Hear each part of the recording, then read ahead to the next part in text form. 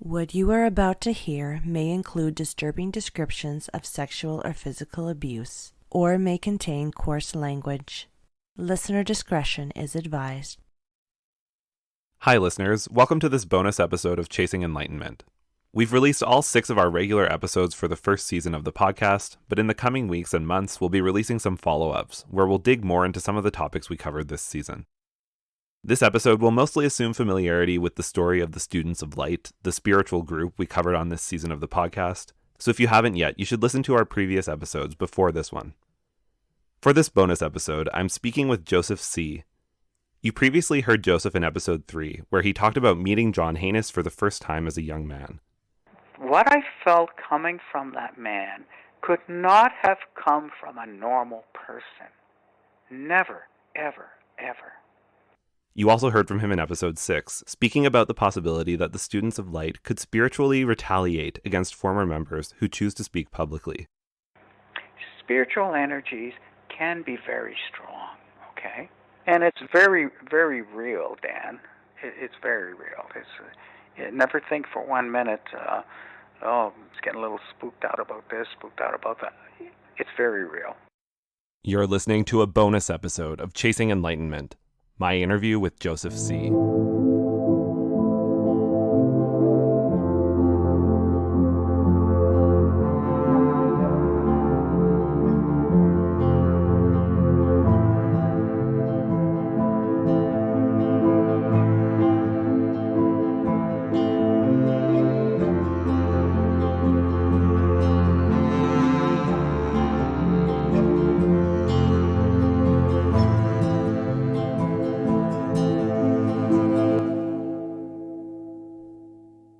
So I'm very happy to have Joseph join us again for this follow-up episode where he'll share some of his reactions to the things we talked about on the podcast.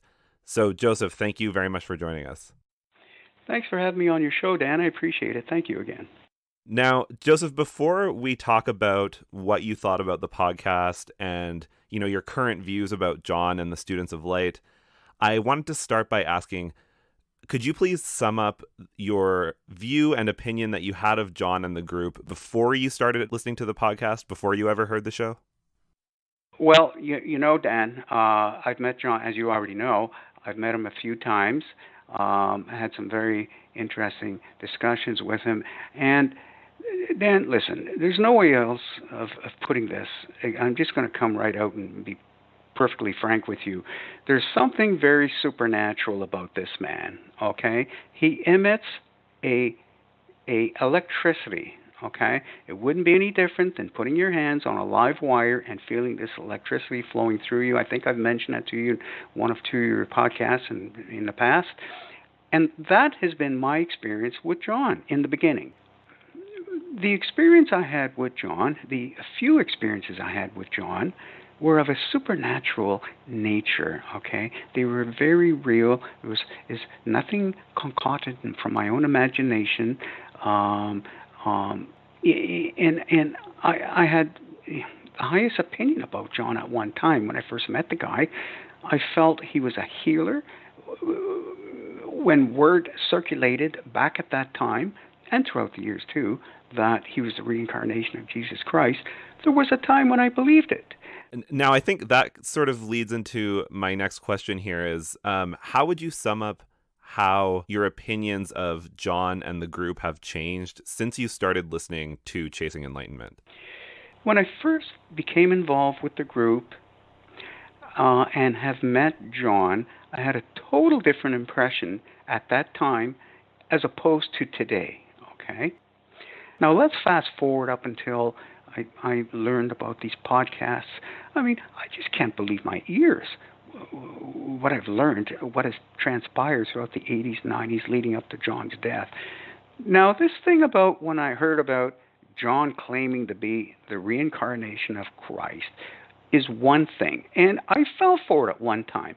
But when I learned through the podcast about these poor people, Vicky, who had died, Martin having a conversation with his bowels, Emma, she had a kidney problem, I believe, and John was overseeing and paying close attention to her with, treating her with the pendulum and stuff. That's the part I didn't understand, Dan, about John by listening to these podcasts. If he is the reincarnation of Jesus the Christ, and then you have the power of Jesus the Christ, you could heal at a glance by touching a person. What is this thing about having a conversation with your bowels and you're discouraged from going to the hospital? I don't understand that. So when I learned about John later on in life, became ill with and turned into an angry man, and he had dementia. And what was it, a bone disease, I believe you had said, Dan? Osteoarthritis or something along those lines? Well, it doesn't matter. But he was a sick man either way, whichever way you look at it. The thing I have a hard time with is if this is the reincarnation of Jesus the Christ, well, it doesn't sound like this is something the real Jesus of Christ would have gone through. If he's a healer, he could have healed himself. I can't understand how the reincarnation of Jesus the Christ would have died in this way. That's all I'm trying to say. That's all. It's been said to me a very long time ago that when John decides that he will leave the earth, he will reduce himself to ashes. You'll find a few little ashes on the floor, and that'll be the end of it. So what they're suggesting to me is John had the power to transform himself, better known as transitioning, but to transform himself so there's nothing left of him except a few ashes on the floor. Well, that's not what I hear here in the podcasts. Someone who had died from dementia and osteoarthritis and God knows whatever else is there. I just don't understand that. Were there some other key moments of the podcast besides these facts about, health treatment that impacted the way you view John now? Yeah, I'm not sure what podcast it was, but one of your podcasts, it was mentioned from, now correct me if I'm wrong, it may have been Cynthia, where one of the members had mentioned that John visited Neva Dale Hunter, which I have a few of her books, and I suppose he had asked for a channeling session so he could find out who he was in a past life. At least that's what I got from the podcast. And Neva Dale Hunter had told him that he is the reincarnation of Jesus Christ. Now, the problem I have with that part, Dan, if you are Jesus the Christ, why do you have to go visit a channeler to be told that? Why do you need to be told that? And John suggests to some of his members to go and see Neva Dell, if correct me if I'm wrong, but that's the way I understood it in the podcast again, and get their past life readings. So some people were members of the three wise men from 2,000 years ago, and you also have a lady called Joanne, and Joanne was told that she was the Virgin Mary. Now, I'm not going to mock these people. It would be so easily to do so, but it's not my intention to do that. But I'm going to tell you something. When if he is the reincarnation of Jesus the Christ, does that mean that all these people in the world and all these affiliated registered groups of people who believe in Jesus Christ as we've come to know him, are they praying to John when they pray to Jesus? When they praise Jesus Christ, are they really praising John? Is that the way John views himself? As these people are really praising me because I'm the reincarnation of Jesus Christ? I don't think so. When people praise and pray to the Virgin Mary, are they praying to John's wife called Joanne, who lives in Toronto, of the planet Earth? I don't think so. I mean, that just doesn't make sense. It just doesn't make sense, okay? All this hoopla about reincarnation of this person and that person, and an apostle here and an apostle there. I just have a very, very hard time believing that. And I have the harder time understanding how people would believe that. Okay. I'm going to ask you a question, Dan, just off the cuff. And I'm sure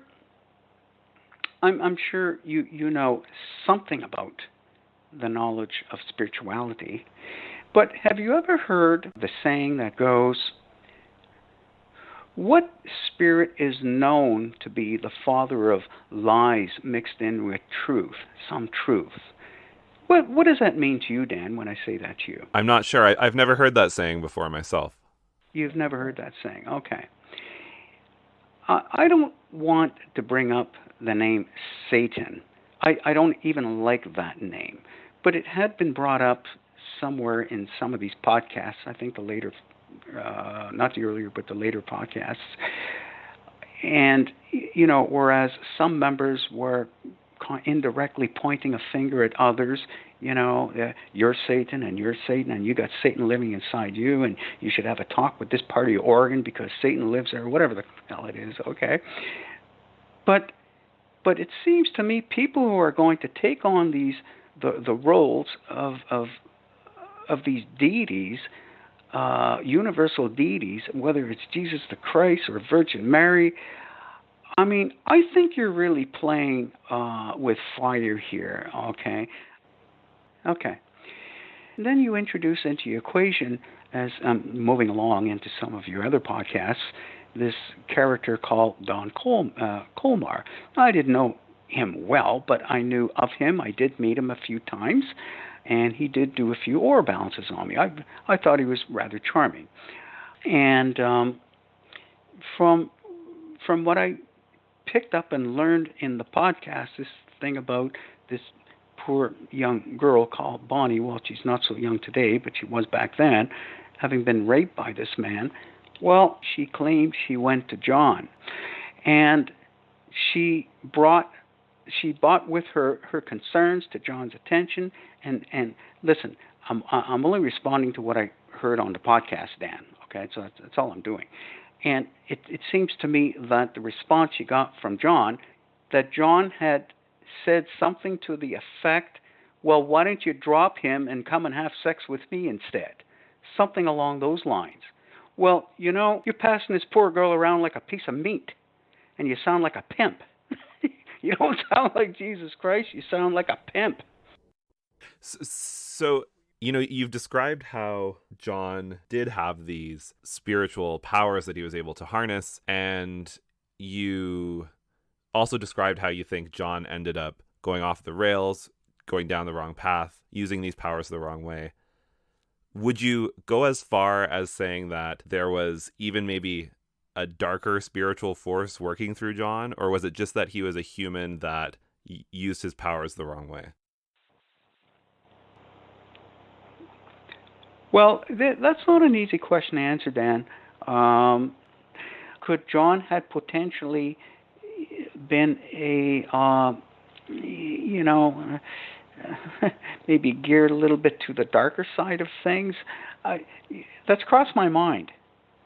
I have an answer for you, and it's a very short answer, and I'm actually hesitant to divulge that answer, but I'll give you a hint. Because I'm the person you mentioned in one of your podcasts that has concerns about spiritual retaliation, okay? Through years and years of meditation, a person learns to focus. They can do a lot with those thoughts. People can amalgamate together, one, two, or many people, and yes, they can.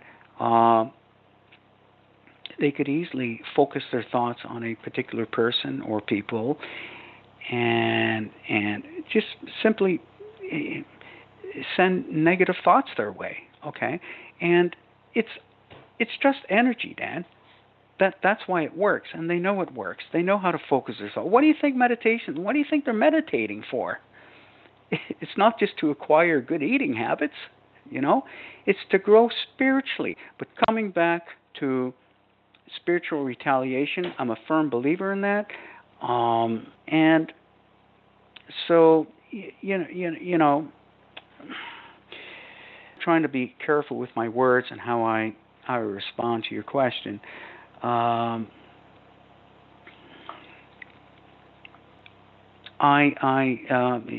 the short form, I don't believe John was the reincarnation of Jesus the Christ. However, a very well-developed supernatural with supernatural abilities is the type of fella he was.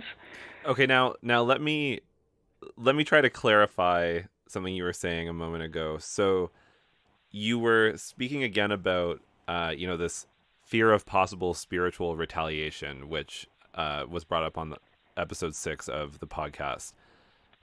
It sounded a bit like you were saying you actually do have a darker view of what John really was, but that you're worried about saying it publicly because of this worry about spiritual retaliation. Do I have that right?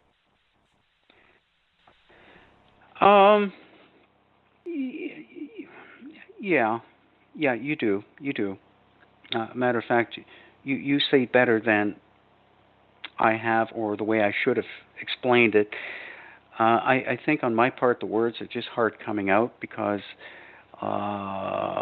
everything is very real when it comes to these abilities, these powers, and I'm trying to carefully tread this path.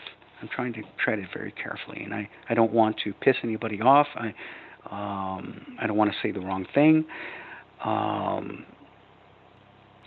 And as you can see, Dan, I'm having a hard time answering your question. You know, I'm driving at something, but I'm having a very hard time getting it out. Would it be okay if I ask you what I'm thinking you might be getting at? Is that off or on the record? On the record. Okay, go ahead, Dan. Let's try it. Well, one thing we heard about on the podcast was that John and other core group members of his, would accuse certain members that they didn't like of being, the reincarnation of Satan. Do you think John might have been something like that?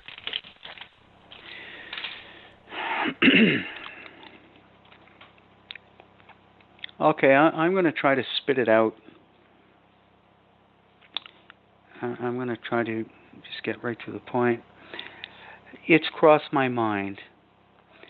After hearing and learning everything I have in these podcasts of these people, putting it next to my experiences of the past, as opposed to the first few times I experienced the love in John, the beauty about John, but fast forward my life up until to what it is today. And when I gather all the information and data for the harvest and to see what the salad's going to turn out to be after putting everything in the bowl, it's not quite the salad I thought it was going to be. It actually turned out something that had a stench to it. It could make you sick. It could kill you. I have begun to wonder what side of the light, of that light spectrum that John is on. Yes, I seriously wondered that.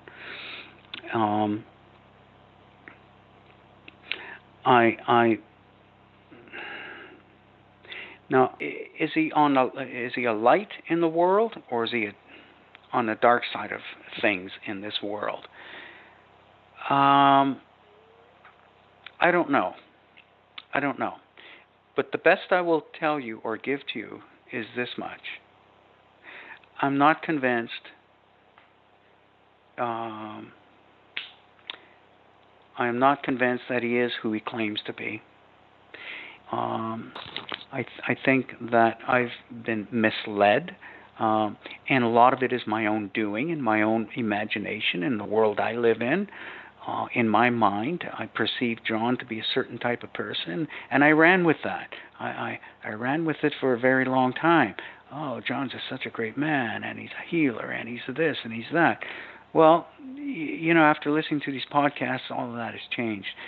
So, like you said, you spent all these years with this certain view of John, and I was wondering if your beliefs about John over these years had shaped the way you had been living your life in all this time. And when you look back now, do you regret the fact that you felt this way about John for all these years, or is it going to change the way you live your life going forward?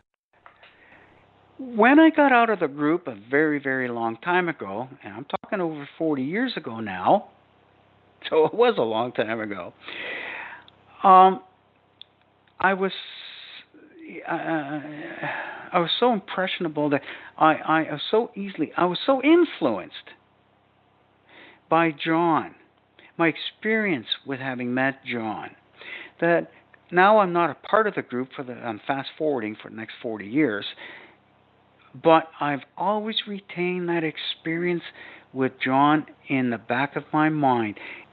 And not until I bumped into your podcasts fairly recently, in the latter part of 2021, that I learned what's been happening in the last 40 years in the life of John as opposed to what I fabricated in my mind. And that caused a slight broken heart on my part. So where I stand today, in 2021, because that is part of your question, I appreciate it. My spiritual belief system is as strong and healthy as it's always been, less John. John is out of the picture, okay? And a takeaway part of this, I don't know if this is worth saying, but I will anyway. What I don't ever want to do is make the mistake of telling someone I am the reincarnation of this person, this person, and play the game with them. Okay? I hope I'm getting that message loud and clear and through to whoever is listening to this. But when you come into my world, you either come into it as you are, the real person, or don't come in at all. Don't come in dressed with dressed as a costume of someone else when you are not that person, but pretending to be, because I'll pick up on it right away, and you're out of here. I never want nothing to do with you. But I don't know if that sounds too critical or sinister. I don't mean to sound sinister or critical. I'm just trying to respond to your question, Dan. No, that makes perfect sense. Okay. I guess maybe I'll just sort of ask a big picture question here, and we can start to wrap up. But are there any other moments of the podcast that you found particularly interesting that we haven't talked about yet, or where you learned something that you think is really going to stick with you? There's a lot of takeaway that people can learn from this. They can people can learn a lot about themselves by listening to these podcasts and realize and ask themselves, do they want to be a part of something like that, or they don't? And if you do, and then you need to ask yourself in addition, why would you ever want to become a part of that? Is it because you're insecure? Because you're looking for friendship? Because you're looking for this? Because you're looking for that? Well, that means we have to be completely honest with ourselves when we answer those questions upon listening to podcasts like this. And I also include in my answer existing students of light, or if that's what they still call themselves, to listen carefully to these podcasts and see for themselves and reevaluate, is this really where they want to be in life, and why do they choose to be there? Who knows? They might be pleasantly surprisingly. They might be surprised to their own answer. That's all I'm trying to say. Any more takeaways on my part? Nothing more except the podcasts served a great purpose in setting the record straight, in clearing the air. So now I know that what I've been thinking all along, I was wrong. And that's where people need to step up to the plate and be grateful and thankful to, well, and I'm not trying to butter you up, Dano, but they have to be grateful that these podcasts were created and for the purpose they were created, and for people to try to take lessons away and learn from these podcasts, because what you're going to learn might be the most important lessons you ever learn in your life, and people won't know that until they listen to the podcasts. And I address the students of light too. That's all. Well, thank you so much, Joseph, for joining me to share your thoughts about the podcast. I know it's been quite a journey and learning experience for you to get to hear all these people speaking about John and the Students of Light. So I really appreciate you sharing your journey with us. Thanks so much. Well, you say it a lot better than I would have.